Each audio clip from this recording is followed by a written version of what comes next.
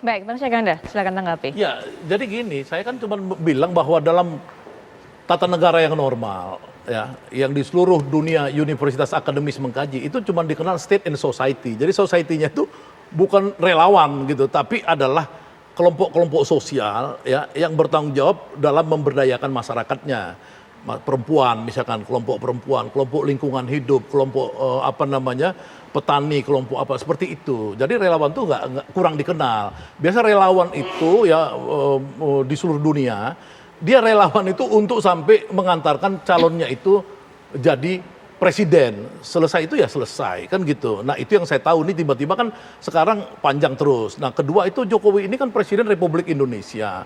Dia jangan fakultatif. Ya, dia itu harus general, dia harus betul-betul memikirkan seluruh rakyat. Menurut saya banyak yang keteteran di akhir-akhir ini. Ya, udah menurut saya ini kan karena saya bukan ini setahun lagi. Ya silakanlah fokus aja pada pembangunan yang memang masih tersisa jadi beban ya. Utang luar negeri yang semakin besar, kemiskinan jadi 40% menurut World Bank dan lain-lain. Itu harus dipikirkan oleh Pak Jokowi mumpung ada sisa setahun. Kemudian Jokowi ini kalau dia udah jadi negarawan, udah fokus, serahkan percaya aja lah Ibu Megawati. Saya pikir Ibu Megawati itu ya ketika memutuskan Ganjar itu ya harusnya Jokowi sebagai bagian dari PDIP ya memilih aja ya dia itu keluar dari PDIP ya atau dia itu dengan PDIP itu ya menunjukkan dia bagian dari PDIP yang memang untuk memenangkan Ganjar. Jangan sekarang masih sok netral, Prabowo juga, Erlangga juga, bisa seperti itu. Baik. Dari itulah fokus, jadi negarawan, fokus, serahkan kepada pimpinan partai. Mudah-mudahan pimpinan partai yang 9 ini plus partai-partai lain yang tidak punya kemampuan untuk menunjuk karena PT 20%, itu mereka lebih bagus berembuk di antara mereka. Baik. Ya, itu aja saya pikir. Baik, Bang Doli, bagaimana kemudian pengaruh hasil dari musrah kemarin mempengaruhi langkah dari Golkar ke depannya? Pertama saya mau jelaskan, tapi tadi udah dibantu juga sama Bung Andi itu ya. KIB itu murni gagasannya dari Golkar, ya, bukan dari siapa-siapa. Dan itu kristalisasi dari komunikasi yang dibangun oleh Golkar, ketua umumnya, sejak 2 tahun yang lalu itu membangun komunikasi dengan seluruh elit politik, terutama ketua umum partai politik. Semua kita temui, kita sampaikan gagasan kita tentang bagaimana kita mempersiapkan peningkatan kualitas untuk pemilu 2024 yang salah satunya adalah kalau kita bicara dari awal jauh-jauh sebelum Pilpres itu membicarakan tentang Pilpres, membuka keterbukaan masyarakat. Ini setidaknya menjadi political education buat masyarakat bahwa pada akhirnya kalaupun kita berbeda pilihan, tapi silaturahim itu tetap jalan, nggak ada masalah. Kita nggak mau ngulangin 2019.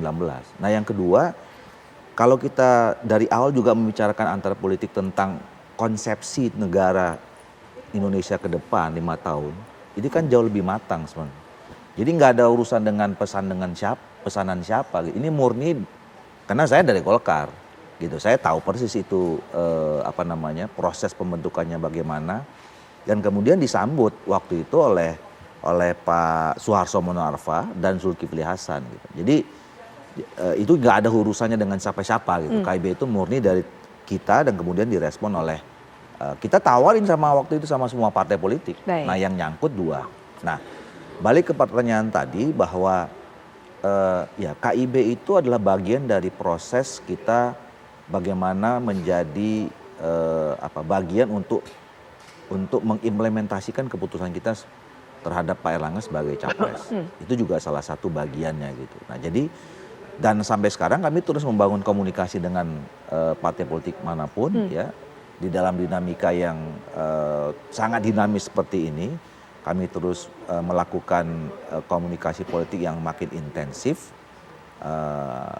Bagaimana membangun koalisi ini semakin solid dan semakin besar, kira-kira begitu. Nah dengan ada hasil musrah ini menambah ya ada amunisi semangat baru lah buat kami di Golkar untuk bahwa keputusan kami ini juga ada kelompok masyarakat dari musyawarah rakyat ini yang juga sama pandangannya terhadap agenda kami. Oke, Ya, baik. Ya, terakhir Bang Noel. Apa tuh? Silakan kalimat penutupnya. Ya, termasuk juga pertanyaannya keyakinan mengenai tadi sudah secara merasa didukung bahwa disebut sebagai berani Pak Prabowo ini dan sebagainya. Ya karena saya pendukung Pak Jokowi dan sekarang mendukung Pak Prabowo, ya Pak Jokowi kan selalu membebaskan secara demokratik. Misal kayak tadi Mas Andi Gani, beliau sudah di Mas Ganjar. Kemudian saya di Pak Prabowo. Kemudian ada kawan-kawan yang di Musra itu mendukung Mas Erlangga. Kemudian ada juga tadi yang disampaikan Mas Andi Gani tadi, disebut juga kok nama Anies. Ya. Artinya kita relawan Jokowi ini secara demokrasi, secara demokratik, kita menginginkan siapapun pemimpin yang mendagangkan gagasan buat bangsa ini ke depan, ayo sama-sama. Toh kami menginginkan soal ke depan ini soal gagasan. Mana gagasan yang bisa yang ditawarkan? Gagasan yang bisa sampai ke piring-piring rakyat. Bukan merampas nasi di piring-piring rakyat. Nah Jokowi kan menginginkan itu. Mau Pak Prabowo, kemudian hari ini Pak Jokowi sebagai kader PDIP, kemudian dipersepsikan seakan-akan dia harus seperti apa, nggak mungkin juga. Cara etik tadi sudah saya menjawab apa yang dikritik oleh senior saya, Bang Syaganda. Ya secara etik emang tidak lakukan apa-apa, tidak ada manuver kok. Dan ini memang silaturahmi yang rutin dilakukan Presiden Jokowi terhadap kita para relawannya. Gitu. Nah yang harus dilihat itu secara substantif, persoalan demokrasinya. Penguatan demokrasi yang paling penting, dan itu yang kita inginkan karena Presiden sadar sekali bahwa pendukungnya punya latar belakang aktivis 98, punya latar belakang aktivis buruh, aktivis lingkungan dan aktivis segala-galanya ada di situ. Dan Presiden sadar betul bahwa penguatan demokrasi untuk 2024 itu penting. Dibutuhkan oleh pemimpin yang berani, bukan pemimpin yang dewasa. Ya, suka nonton film dewasa, kayak gitulah kira-kira. Bang Noel terima kasih, Bang Doli juga terima kasih, Bang Syaganda terima kasih juga. Bang Ali terima kasih sudah memberikan waktunya juga untuk bisa mengikuti perbincangan ini melalui daring. Baik, terima kasih semuanya panel sumber. Kami akan segera kembali dengan rangkaian kabar menarik lainnya setelah jeda berikut ini.